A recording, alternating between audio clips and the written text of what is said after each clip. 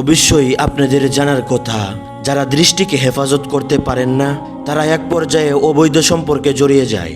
আর অবৈধ সম্পর্ক হলো হেদায়েত থেকে সরে যাওয়ার অন্যতম মাধ্যম। এর কারণে শুধু বিবেক বুদ্ধি লোপ পায় এমন নয়, বরং এর কারণে সময় নষ্ট হয়, পড়ালেখা নষ্ট হয়, এমনকি কখনো কখনো এর কারণে পুরো জিন্দেগি নষ্ট হয়ে যায়। আমরা এমন অনেক ঘটনা দেখেছি।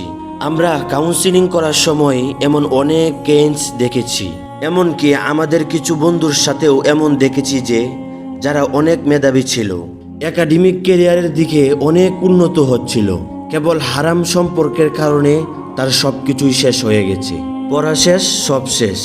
কারণ এইসব অবৈধ সম্পর্কে দিল দেমাগ এতটাই জড়িয়ে যায় যে অন্য কিছুর মধ্যে তখন সময় দেয়, দেমাগ কাটানো সম্ভব হয় না। এর কারণে বরকতহীনতায় ভুগতে হয়।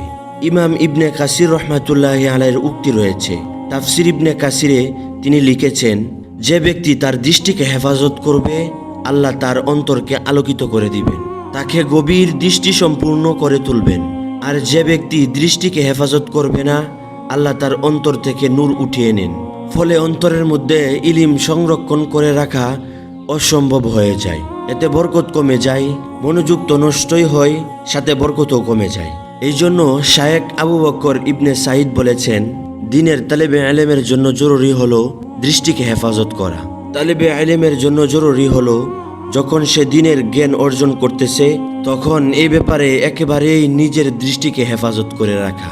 অমুকের কাছে এত পরিমাণ সম্পদ রয়েছে, অমুকের কাছে ফ্ল্যাট রয়েছে, অমুকের কাছে এই নিয়ামত রয়েছে, এসব থেকে দৃষ্টিকে হেফাজত করে রাখা। আর দ্বিতীয় জিনিস হলো প্রত্যেক হারাম বস্তু, অর্থাৎ আল্লাহ যেসব জিনিস দেখা হারাম করে দিয়েছেন সেসব জিনিস থেকে দৃষ্টিকে হেফাজত করার ব্যাপারে বিশেষ গুরুত্ব দেওয়া উচিত। যে যত বেশি তার দৃষ্টিকে হেফাজত করবে আল্লাহর রহমত, আল্লাহর আলো তার অন্তরে তত বেশি ঢুকতে থাকবে।